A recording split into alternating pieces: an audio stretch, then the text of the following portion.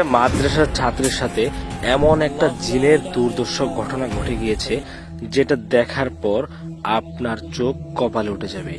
ভিডিওটা একটু ভালো করে লক্ষ্য করুন। দেখুন, উনি এখানে বসে পড়াশোনা করছেন, অন্যদিকে তার সামনে রাখা কিছু জিনিসপত্র কিভাবে নিজে থেকেই পড়ে যাচ্ছে।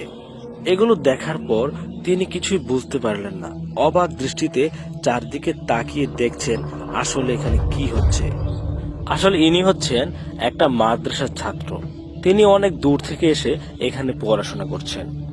মাদ্রাসায় ক্লাস করার পাশাপাশি একটা মসজিদের খাদেম হিসাবে নিয়োজিত রয়েছেন। তাকে মসজিদ কমিটির পক্ষ থেকে এই ঘরটি দেওয়া হয়েছে। আসলে এই ঘরটি একটা নির্জন জায়গায় অবস্থিত, যেখানে আশেপাশে কোনো বাড়িঘর নেই। একটু দূরেই রয়েছে একটা শ্মশান। এলাকার লোকজন সেই শ্মশানকে ঘিরে নানান রকম ভয়ানক কথা তাকে শোনানোর পরেও সে নিরুপায় হয়ে এখানেই থাকতে রাজি হয়েছেন।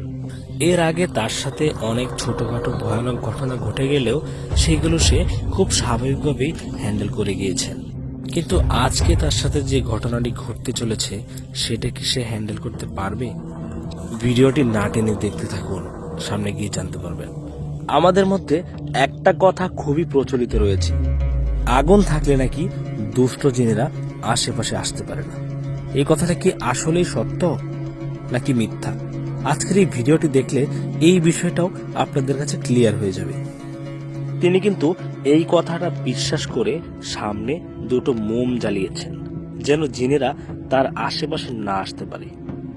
একটা বিষয় আপনাদের কাছে ক্লিয়ার করে দেই, আপনাদের মনে হতে পারে এই ভাঙা ঘরে সিসি ক্যামেরা কোথা থেকে আসলো। আসলে এখানে কোনো সিসি ক্যামেরা নেই। ওনার কাছ থেকে এই সমস্ত ঘটনা শোনার পর আমরা একটা ক্যামেরা লাগিয়ে দিয়েছিলাম তার কথা সত্যতা যাচাই করার উদ্দেশ্যে।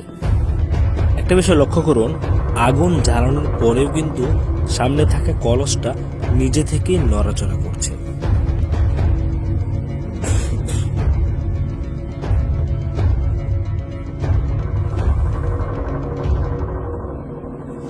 আমাদের সবাইকে অবাক করে দিয়ে সামনে থাকা মোমবাতিগুলো কিভাবে নিজে থেকেই পড়ে গেল। আসলে কি এগুলো নিজে থেকে পড়ছে নাকি এর পিছনে কোনো দুষ্ট জিনের হাত রয়েছে? মোমবাতিগুলো সামলানোর আগেই টেবিলে থাকা জিনিসগুলো আবারও নিজে থেকে নিচে পড়ে যায়।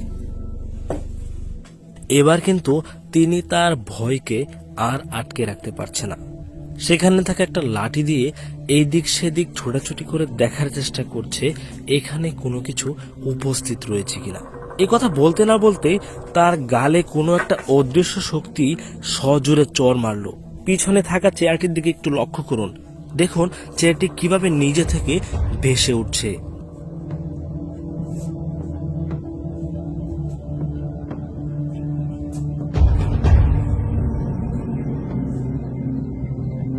এটা দেখার পর সে পুরোপুরি হতভম্ব হয়ে যায়।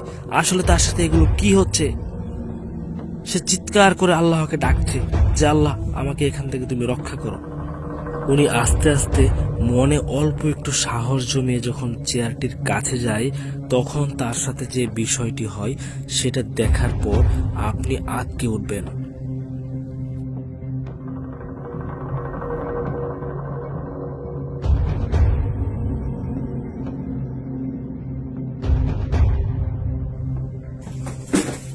চেয়ারে স্পর্শ করা মাত্রই তার গায়ে যেন 1000 ভোল্টের কারেন্টের শক লেগে যায়। সে ছিটকে পড়ে যায় পিছনের দিকে। কোনো কিছু সে বুঝে উঠতে পারছে না তার সাথে কি হয়। আদৌ কি সে এখান থেকে বেঁচে ফিরতে পারবে নাকি তার এখানে শেষ নিঃশ্বাস ত্যাগ করতে হয়?